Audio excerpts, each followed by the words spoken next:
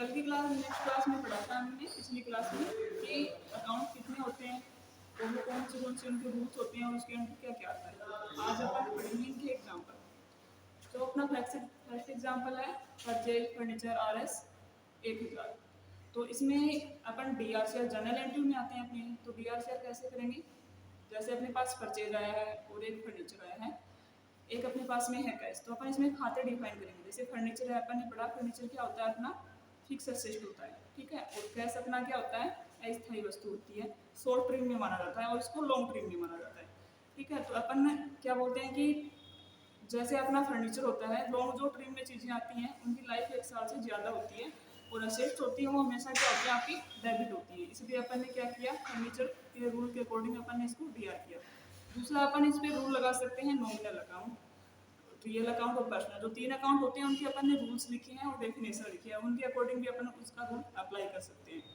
अब इसमें real account है, फर्नीचर फिक्स चीज़ है, इसलिए अपन इसमें अप्लाई करेंगे रियल अकाउंट का रूल कि व्यापार में जो वस्तु आती है उसको अपन डेबिट करते हैं, इसलिए अपन ने इसको क्या किया, डेबिट।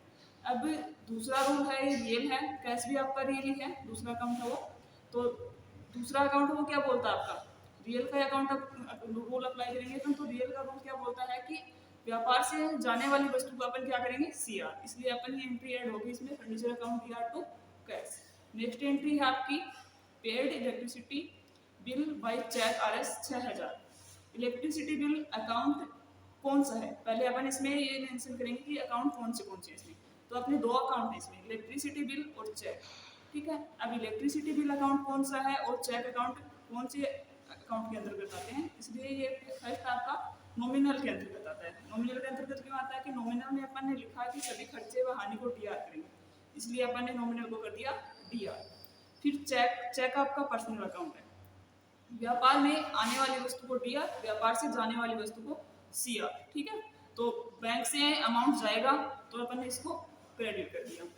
थर्ड एग्जांपल है आपका paid cash to Mohan RS 15000।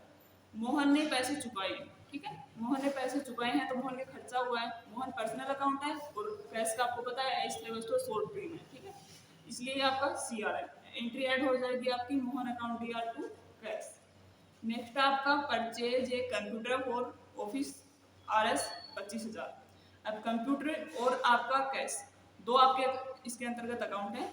तो कंप्यूटर की आपके लिए एसेट्स है, एसेट्स हमेशा क्या होती हैं, डेबिट होती हैं, और व्यापार में जो वस्तु आती है उसको अपन डेबिट करते हैं, रियल अकाउंट है, दोनों ही रियल अकाउंट है।